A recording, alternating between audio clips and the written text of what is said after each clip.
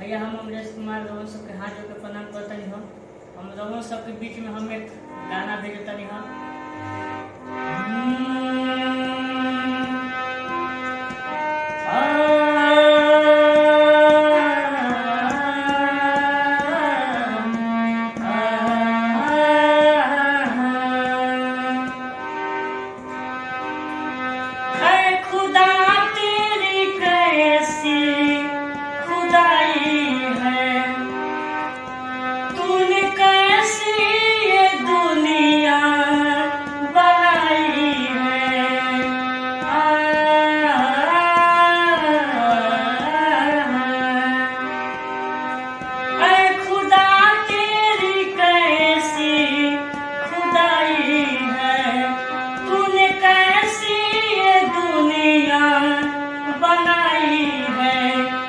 प्यार करने वालों को सताया जा रहा है, प्यार करने वालों को सताया जा रहा है, कि मोहब्बत का नक्शा मिटाया जा रहा है, कि मोहब्बत का नक्शा मिटाया जा रहा है।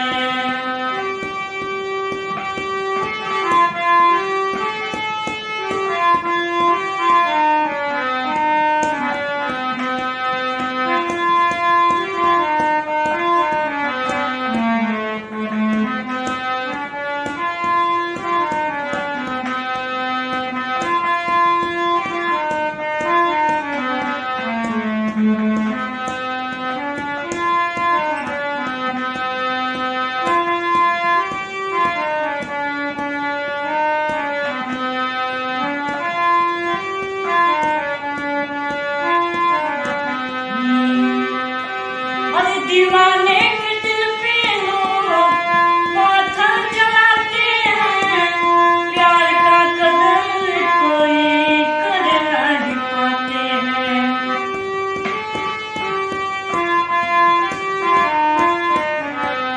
वो दीवाने के दिल पे लोग पत्थर चलाते हैं, प्यार का कदर कोई कर नहीं पाते हैं।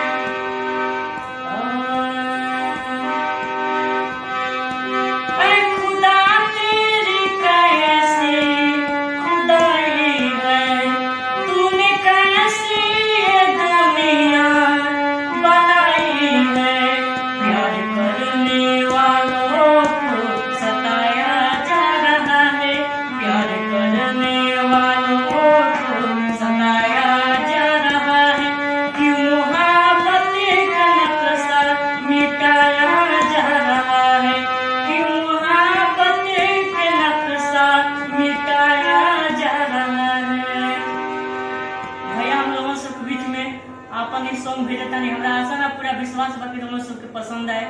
और रोज हमारे गाना के सुनी, लाइक करी, कमेंट करी, शेयर करी और हमारे चैनल के जल्द से जल्द सब्सक्राइब करी।